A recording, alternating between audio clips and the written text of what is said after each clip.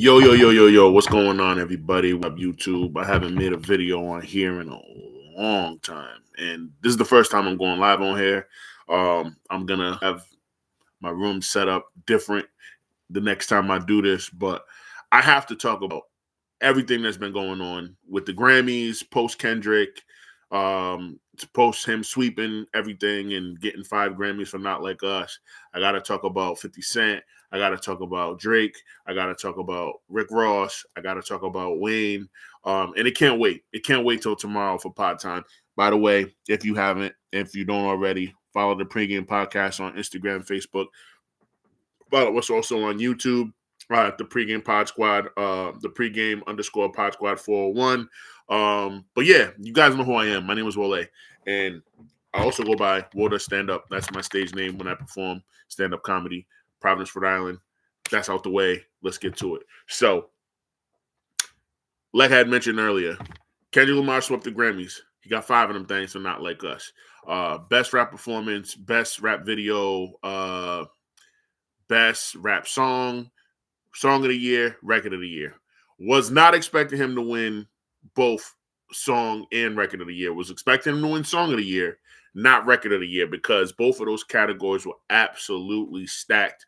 Billie Eilish, who is the new she's not as new as Sabrina Carpenter, but Billie Eilish, Sabrina Carpenter, Taylor Swift, freaking Beyonce, like the categories were stacked for record and song of the year. So for Kendrick to take it was incredibly impressive. I can't believe that the Grammys, the 13,000 voting members, right, actually voted for a rap song to win both song and record of the year. It's never been done before, and it fucking happened with a rap song, a diss song, calling another artist a pedophile while also educating folks on the history of Atlanta and slavery and colonization and all of the things. Absolutely insane. And that was by far like my favorite Grammys that I've ever watched. 35 years old. I've never seen a Grammy show that was that entertaining from start to finish on the live telecast that started at 7 or 8 p.m. and ended at fucking midnight. So salute to the Grammys, right? And salute to Kendrick. Now, with that said, there have been a lot of things that Kendrick has sparked from his fellow artists. Main one being Aubrey Graham, right? Aubrey is in Australia right now, and he is on tour for his I Need a Max Win tour, or Anita Max Win. I don't know which one it is, but it's sponsored by Steak, I believe, and Steak has a partnership with Drake and a bunch of other YouTubers and streamers, and he's obviously out there because he doesn't want to be in the U.S. for all the things that are happening with the Grammys and now the Super Bowl this weekend with Not Like Us.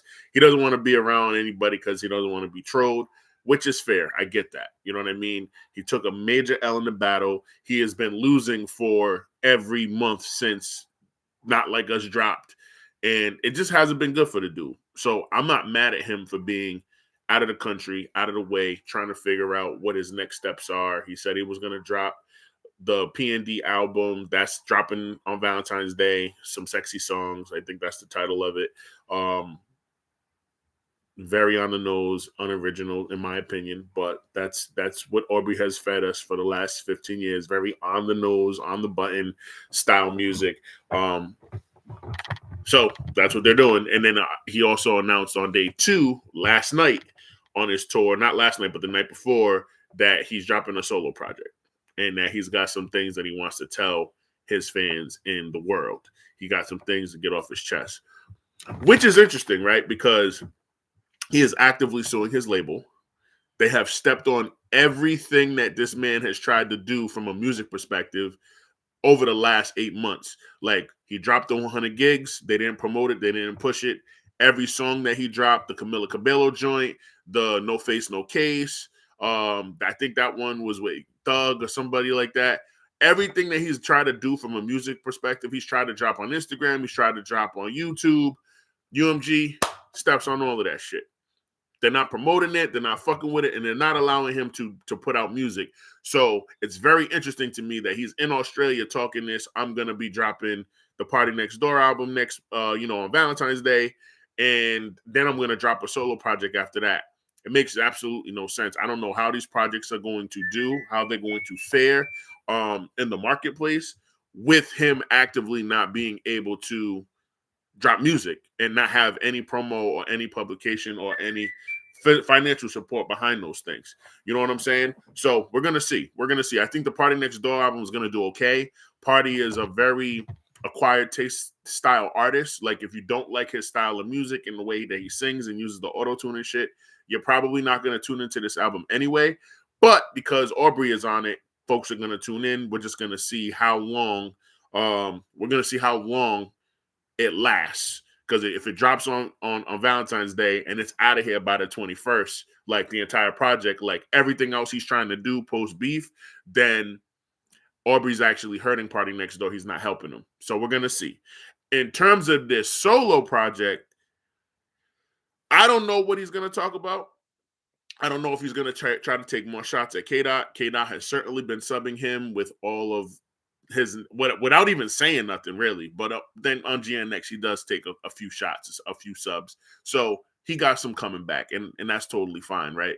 But I don't know what he can say from a rap standpoint that the hip hop purists and the lyrical miracle people that like to break down all the bars are going to be like, oh shit, like Aubrey's back in his bag. I don't know what he can say on a solo project with slaps or without slaps.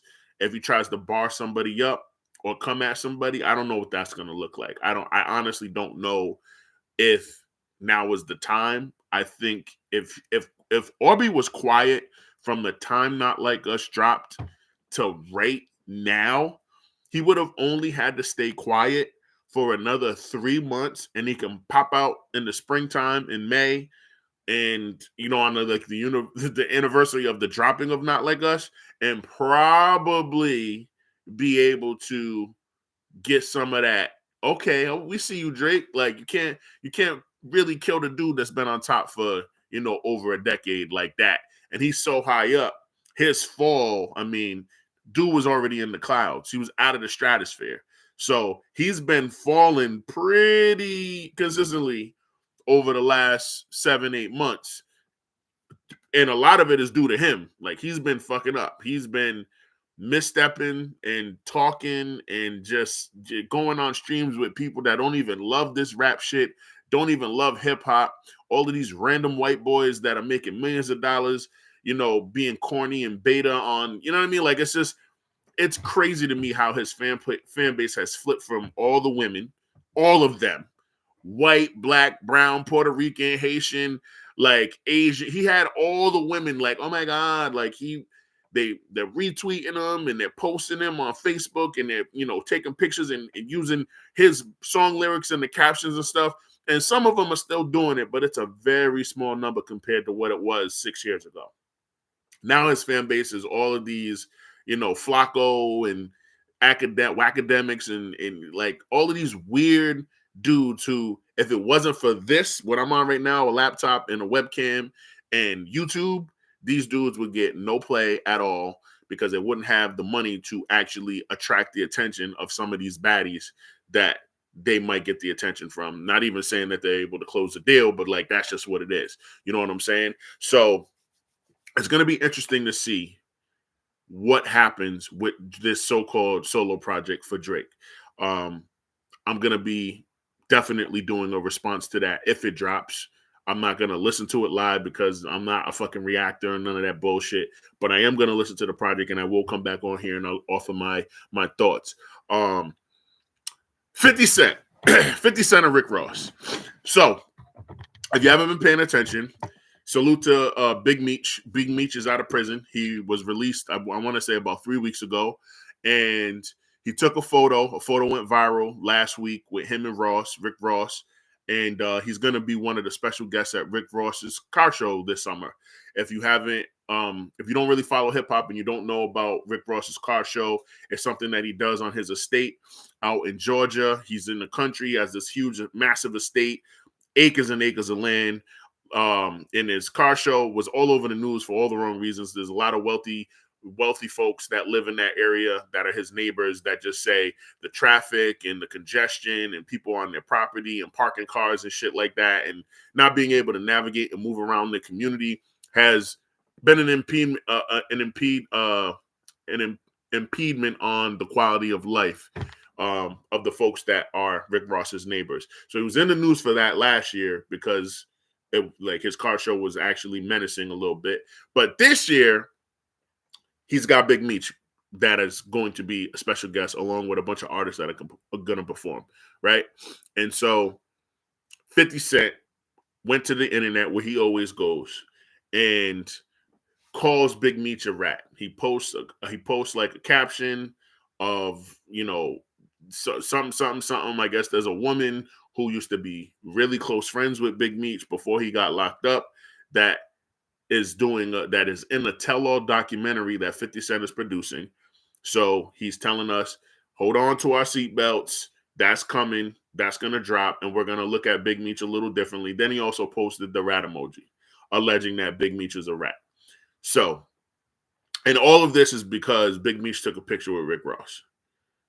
And last week, or the first week that he got out, Big Meech was in a photo with Curtis Jackson. So it is clear that because 50 and Rick Ross have had their beef in the past, and Rick Ross won that rap beef, he won it on wax. Don't argue with me, argue with your mama. Go back to that time.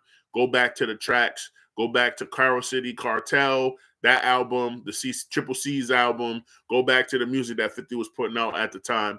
Rick Ross beat 50 Cent so bad after he lost to Kanye before that he had to pivot to television, television production and movies.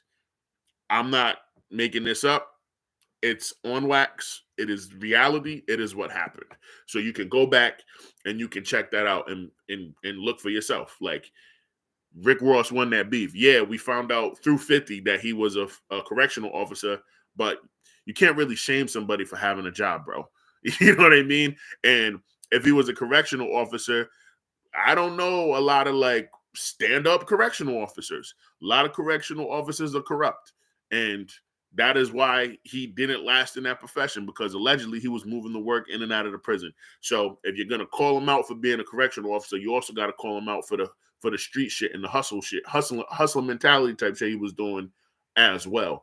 But you need that context in order to understand why 50 was so mad at Big Meech for taking this photo, right? Like, this is somebody that he had a beef with on wax, and he lost. He lost the beef. Rick Ross ended up doing tracks with Jay-Z. Every album was charting well. He was doing tracks with Drake at the time and DJ Khaled, and it was like a whole Miami thing. It was like Ross, Khaled, Drake. They were like the big three for a little bit. Anything that they were on together, it was fish grease. And then his label mates or his label Chinese, Meek Mill, Wale, like, it was going nuts for a little bit. Ross had a hell of a run. And when he was on his run, 50 was doing power. He was out of here. He wasn't doing music anymore. Albeit him losing that beef to Ross, but also him opening his big mouth and saying that Jimmy Iovine needs me. I don't need Jimmy Iovine. And that was, he was finito. He was out of here. He was done after that. You go after your label head and you say that you're more powerful than the machine or the system, you're done. You're finito. And that's exactly what happened to 50 on the music tip. That's why he had to pivot and go this way with the TV and the movie shit.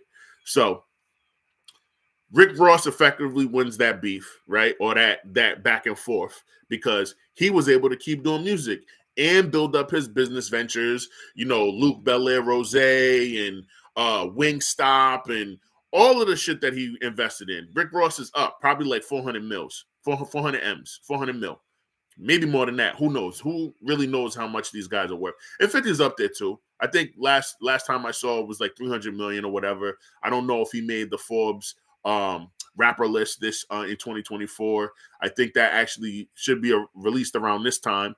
But we'll find out how much money he made in 2024 with all of his endeavors and his investments and stuff. And Ross is never on that list, but that's not a dig because you have to give Forbes and all of these financial publications permission to actually publicize your net worth. If you want to keep it private, you can, because we found this out through Master P on the Breakfast Club about 4 or 5 years ago, maybe not even that long ago. One of the last couple times he was on the Breakfast Club post-COVID, he said that all of those lists that they be making, they have to reach out to you and inquire about your bookkeeping, and you have to give them permission to check, your forensic accountant or whatever. And then if you give them permission, they can post your net worth on their publication, which I didn't know before Master P said that, because a lot of people were like, well, why? Like, it can't just be Hove and Kanye and Ross and 50 or whoever it is, and Dr. Dre and Eminem. Like, Master P's been around for 30 years, and he was the first rap mogul, the very first one, before Dr. Dre, before Hove, before 50. It was him. So why isn't he on this list? Because we didn't know, because we're stupid, broke people behind the scenes. You have to be approached by Forbes. You have to be approached by these public, or, by Business Insider or whatever, and you have to give them permission to look at your books and to share the type of wealth that you've accumulated over a given year. We didn't know that before Master P shared that information with us. And now that we know that a lot of that stuff is ultra perm, and the people that are in the top 5 might not actually be the people in the top 5. So that puts into question the dominance in the wealth that 50 has, or that Aubrey has, and all of that shit. Because there might be some people low key, whether they're producers or label heads that are in music, that are in the rap game, that are in hip hop, that definitely make more money than those guys, right? Like if they did a count of the label heads and the executives, Lucian's on top of that fucking list, right? Like, and his son's gonna be up like number 2, because his dad, some of his dad's wealth is his wealth, and now he runs a label while he runs a label over here while his dad runs the other label over here. It's absolute madness. But I say all that to bring this up with the 50 Cent thing. 50 Cent going at Rick Ross and trying to call Meech a rat is one thing, and just like a slew of events over the last couple weeks that has me looking at 50 Cent or Curtis Jackson, if you will, as somebody that we don't need to be paying attention to anymore. I know a lot of people like the antics and the trolling and all of that shit, but just think about how you feel about other people that are popular for being trolls, specifically on YouTube, specifically on the internet, on Twitch, or on any of these streaming platforms and Discord and stuff like that. Like, think about how you feel about an academics. Really think about how you feel about an academics. Think about how you feel about a Flacco. Think about how you feel about a Maul from Rory and Maul podcast. Think about how you feel about these men or some of these women, because I don't really see a lot of women doing it or being propped up, being trolls as much as other fools. But really think about like how you feel about trolls. Why is he the exception as a cool troll? We clown academics, we clown Maul, we clown Flacco, we clown all of these dudes that have been caping for Drake post this beef, right? Because a lot of things that they're saying, it's not even trolling, it's just illogical. It makes no sense. Like, dude lost the battle. Everything he's done post battle has been suspect, or has it landed or lasted long. And all Kendrick has been doing is the pop out, the music video, the fucking dropping GNX, wearing Canadian tuxedos, and women winning Grammys. That's what he's been doing. So it's like, why can't y'all just admit defeat and move on?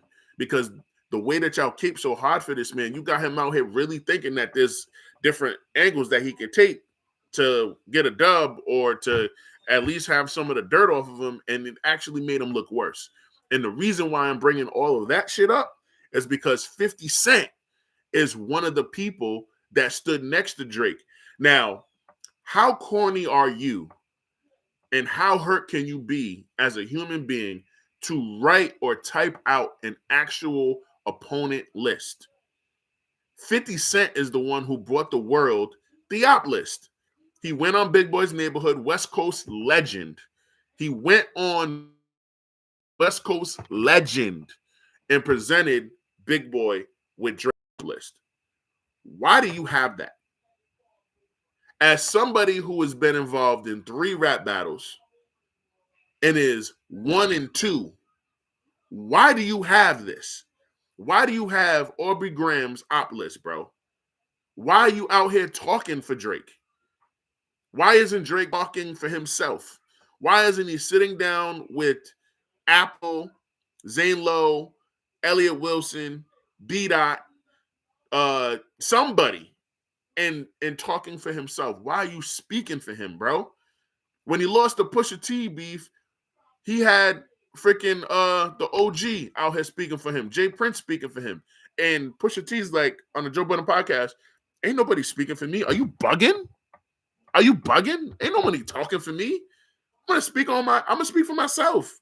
Why does every time this man gets into a beef, somebody else who's older than him, that's been in this rap shit longer than him, one of his OGs got to come in, step in, and speak for him? What the fuck is that all about? There is no reason on God's green earth where 50, there's no reason for on God's green earth why 50 Cent is talking for Drake and sharing his op list. That is some of the softest non-rap, non-hip-hop shit I've ever seen in my life. Which brings me to this.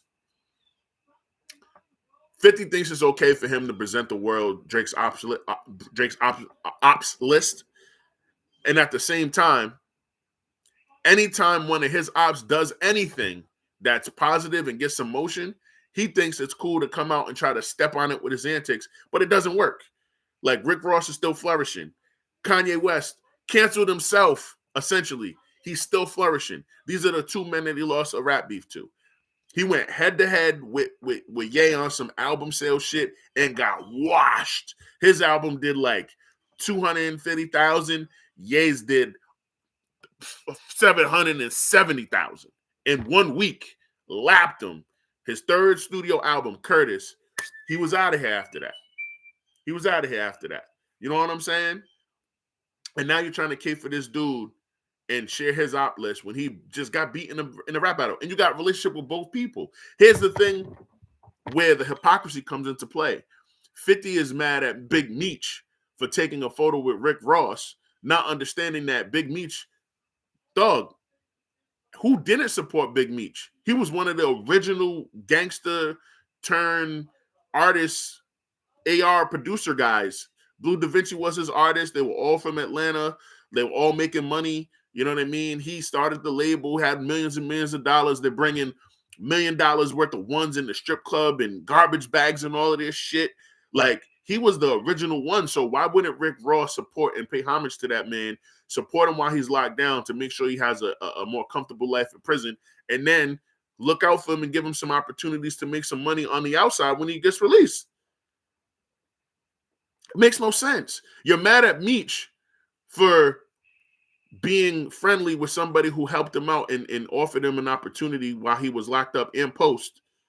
But you actively are in the middle of the Drake and Kendrick beef, and you're sharing Drake's ops list with the world when you have a relationship with Kendrick over here and Dr. Dre, the kingmaker for both of y'all, and you over here picking a side with Drake, sharing his ops list, going to parties with the nigga, drinking and whispering on camera and shit like that.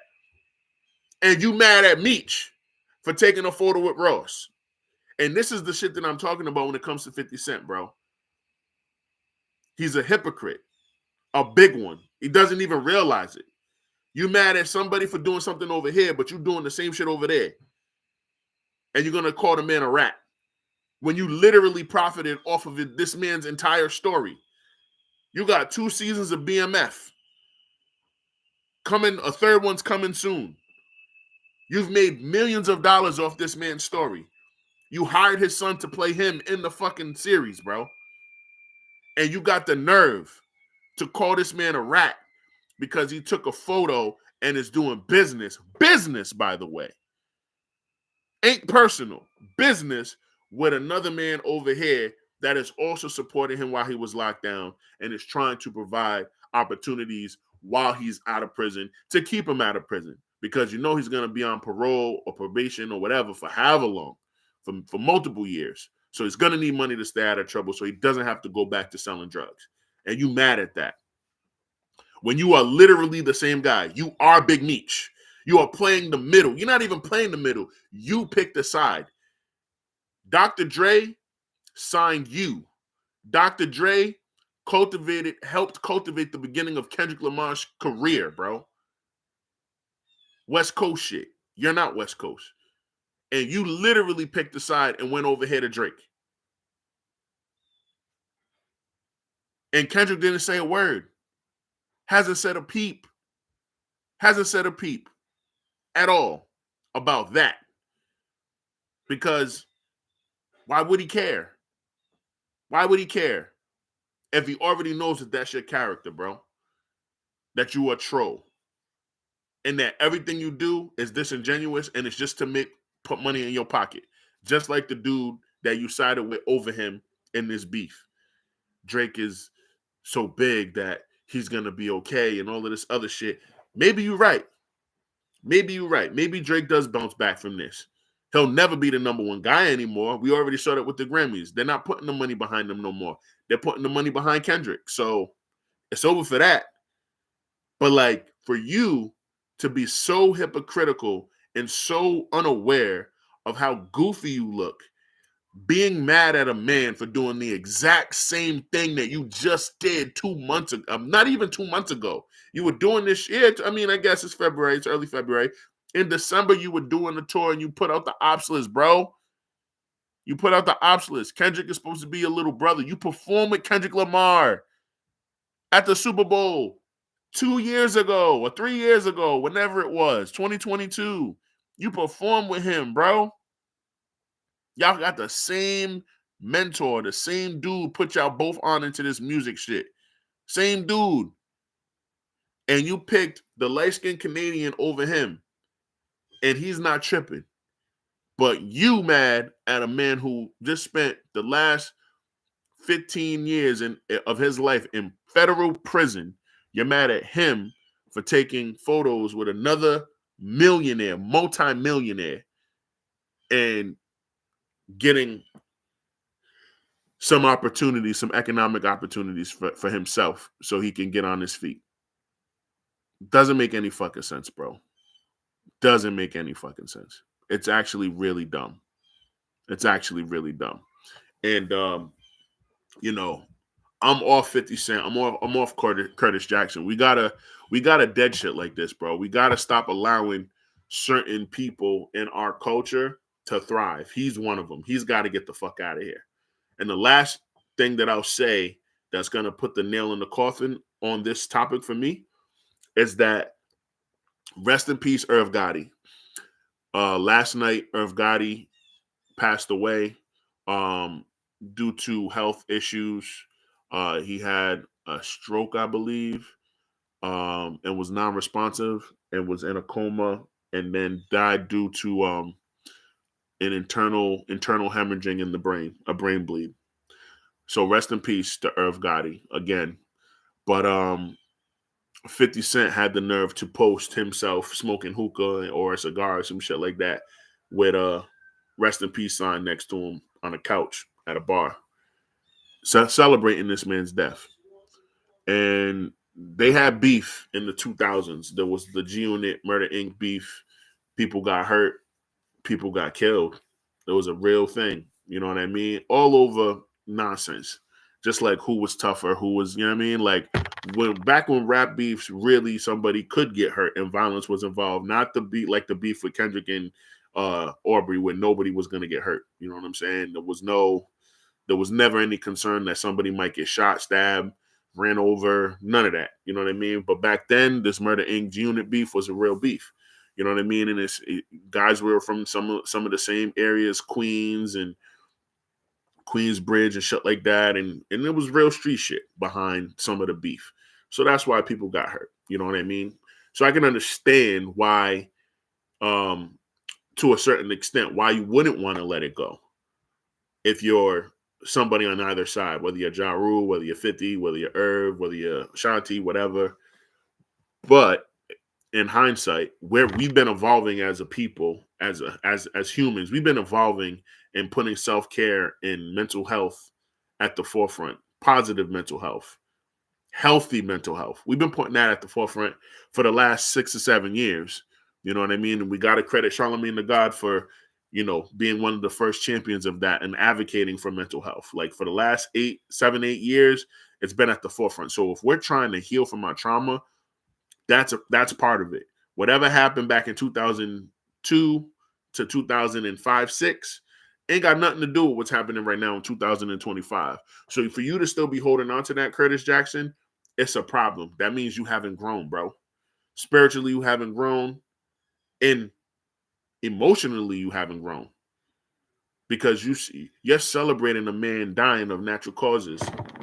He didn't do the best job taking care of himself, and that's his issue. He got to deal with that with his creator right now. But you don't have to tap dance on his grave and make a mockery of it like it's something to celebrate, because it's not.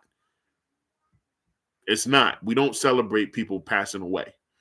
I have people that I don't like and that I didn't see eye to eye with that are no longer here. And I would never celebrate their death. Not to say that I won't feel like apathetic to a degree, because that's a thing, and I have. But there is a little bit of, it's unfortunate. That's unfortunate. I feel a little bad. Just a little, not a lot. Because my life doesn't change drastically with that person's loss. It doesn't change at all. It changes nothing. I got to keep moving. I still got to take care of my family. I still got to pay bills, all of that shit. So for you to celebrate is probably one of the most disgusting things that I've ever seen. And I got to stop. We all got to collectively cut that motherfucker off and stop paying attention to the antics, because enough is enough. I just gave you an example of how, I gave you multiple examples of how he lost. He talks like he's this like big non-bothered guy, but he's bothered by a man who was federally incarcerated for over 15 years, making business partnerships with other multimillionaires so he can be in a better position to rebuild his life. He's mad at that. On the same side over here, he's got somebody that he is actually a big brother to, and that he's seen grow as an artist, who has also been king made by the same mentor that mentors him, and he's picked a side in a conflict that artist has with another artist over here, and he has aligned himself with that artist for the look. Let me put my arms around Drake for the look, because Drake still got some cachet. You're gonna be okay, Drake. You the best. Da, da, da, da. Dog, what? It's coming from the same dude who lost to Kanye, Rick Ross in music, and they ran his ass out to TV. He ran himself out to TV. Props to Curtis for being able to rebrand and reinvent himself in the TV and cinema space. That's not an easy thing to do. It's a very difficult thing to do. And the difference with the irony of his relationship with Drake is Drake has never done that. Drake has never bet on himself the way that 50 did when he called out the label and they got rid of his ass. They called out 50. He called out Jimmy Iovine. It was done. Anything that he put out musically was stepped on immediately. He was a dud out here. He knew he'll never make another $1 million making music again. That's why he had to create power. Thank God for his network and his relationships. Aubrey's never done that. He's never bet on himself. In fact, he's always bragged about his relationship with the label head CEO and how Me and him are like this. We like Shaq and Kobe in the three-peat era. They ain't no everything I do is gonna hit. I'm number one. I got everything because of my man over here, my man Lucian.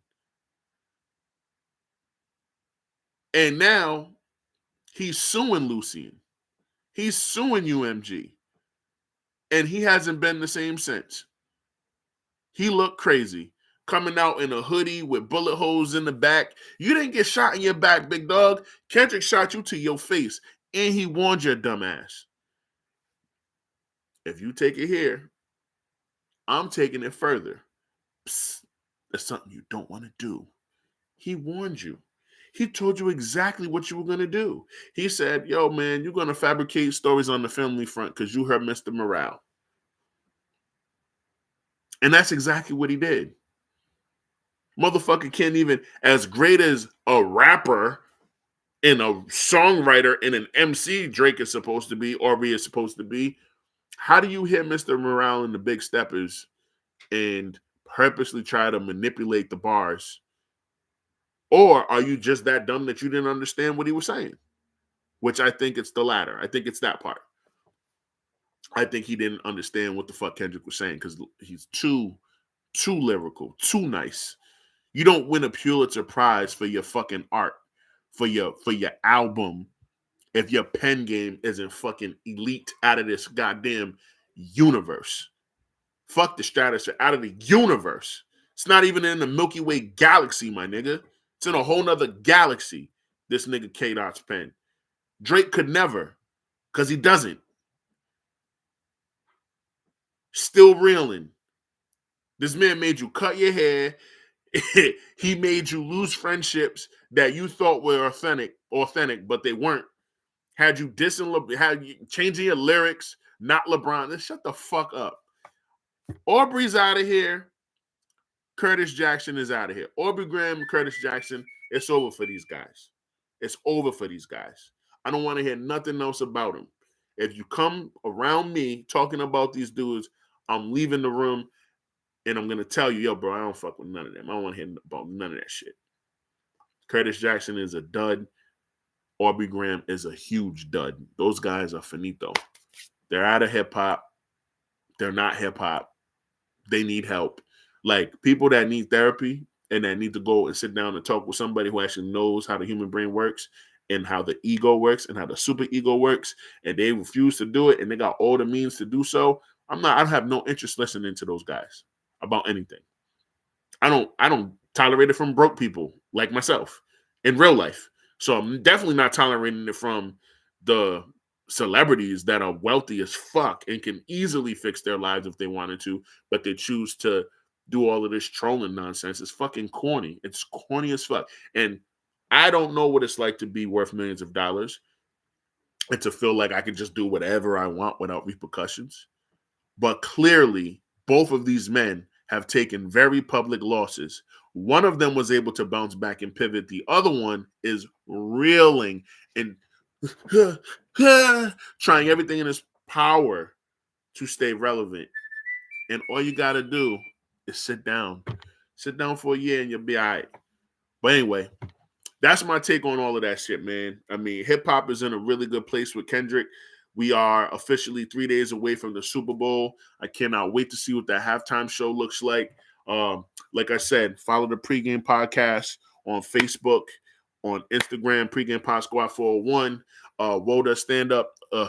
This fucking camera shit is crazy. Woda stand up merch. I mean, you can buy merch for my comedy brand and for the podcast on the pregame podcast merch.com. And yeah, yo, this is one of many. I kept it under 40 minutes. I'm proud of that. And better audio quality, better setup, and all of that shit coming soon. But appreciate those who was able to jump into the live. Love you guys. Have a great weekend. Be safe. It's snowing like a motherfucker out here. Be safe this weekend. Stay dry, and I'll holla. Peace.